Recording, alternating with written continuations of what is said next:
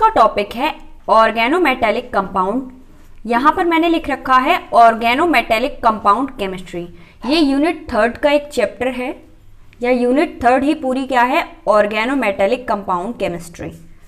तो इसे हिंदी में कहते हैं कार्बधात्विक यौगिक। तो आइए जानते हैं ये क्या होते हैं। कार्बधात्विक यौगिक वे यौगिक जिनमें कम से कम एक अणु कार्बन बंध MC बॉन्ड मतलब सिंगल बॉन्ड पाया जाता है, कार्बधात्विक यौगिक कहलाते हैं। वे यौगिक जिनमें कम से कम एक धातु कार्बन बंध मतलब एक कार्बन बंध जहां प्रेजेंट होता है, वे क्या कहलाते हैं, कार्बधात्विक यौगिक कहलाते हैं। कार्बधात्विक यौगिक में CO, CO2, CS2 एवं CN लिगेंडों के साथ बने सभी धातु संकुल आते हैं। आपको ये याद रखना होगा कौन कौन से आते हैं, CO, CO2, CS2 एवं CN।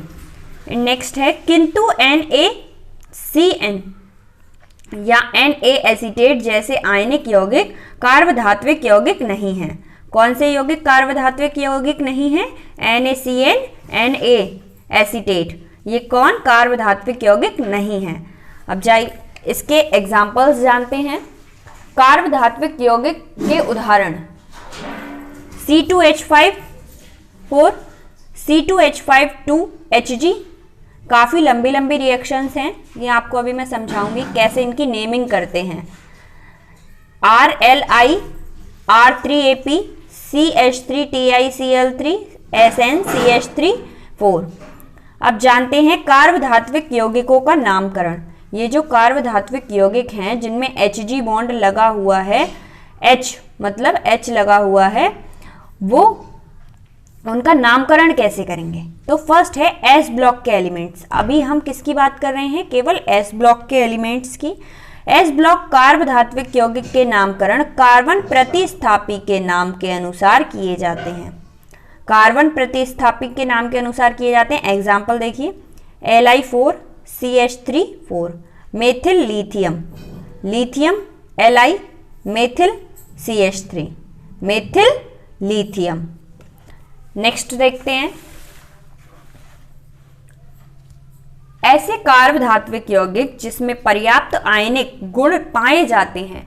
ऐसे कार्बधात्विक यौगिक जिनमें पर्याप्त आयनिक गुण पाए जाते हैं, क्या पाए जाते हैं, आयनिक गुण पाए जाते हैं, उनके नाम लवण सॉल्ट के नाम पर रखे जाते हैं, लवणों के नाम पर रखे जाते हैं।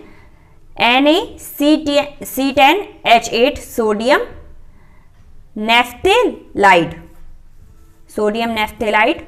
अब आइए देखते हैं, इसका एग्जाम्पल था सोडियम नेफ्थेलाइड। ठीक है फ्रेंड्स।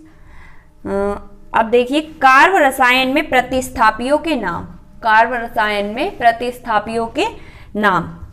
CH3 को क्या बोलेंगे, मेथिल। कार्ब रसायन में प्रतिस्थापियों के नाम आपको याद करने पड़ेंगे। ये पूरी एक टेबल है जो आपको याद करने पड़ेगी, जिसके कारण ही आप जान पाएंगे कि इनका नेम कैसे इनको नेमिंग कैसे करते हैं। ठीक है फ्रेंड्स।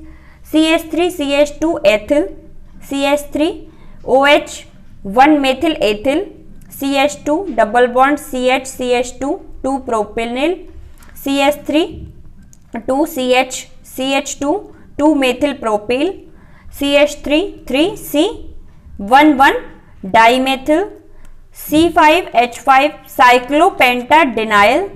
नेक्स्ट है C6H5 फेनिल। ये आपको पूरा याद करना पड़ेगा, याद करके ही आप नेमिंग कर पाएंगे कार्बधात्विक यौगिक की।